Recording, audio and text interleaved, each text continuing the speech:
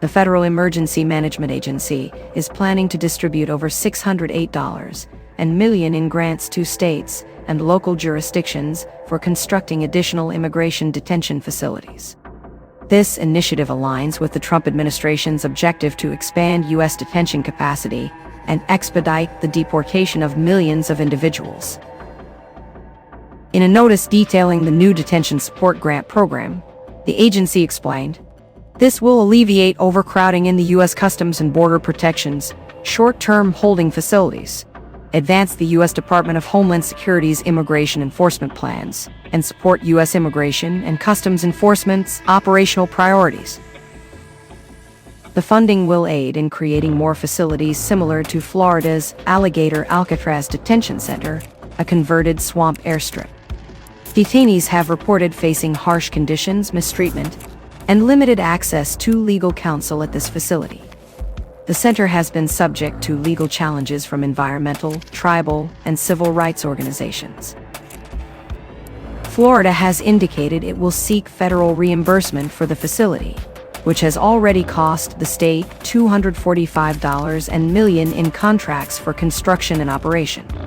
Homeland Security Secretary Kristi Noem stated that the federal government plans to reimburse Florida through Fema's $650 million Shelter and Services Program. This funding is separate from the agency's disaster relief budget and was allocated by Congress under President Joe Biden's administration to cover migrant housing costs. Additionally, the government has increased spending on federal facilities, awarding a $1.26 billion contract to construct an expansive tent facility at an Army base in Texas, which will become the largest immigrant detention center in the country. The Trump administration's One Big Beautiful Bill spending package grants ICE an additional $45 billion for migrant detention, marking an unprecedented funding increase.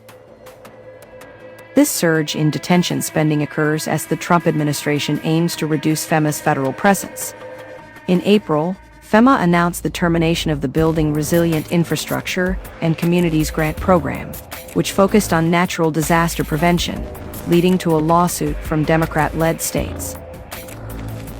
The Trump administration has also denied 16 out of 18 applications for Fema's hazard mitigation funds following flooding incidents across the country this year, according to an analysis by The Hill. However, this week, the White House announced that 4 states recently affected by disasters would receive emergency funding: Indiana, Michigan, Kentucky, and West Virginia. Earlier this year, the administration proposed eliminating Fema entirely and transferring disaster response responsibilities to the states, but has since revised its stance, opting for a rebranding of the agency instead of a complete shutdown.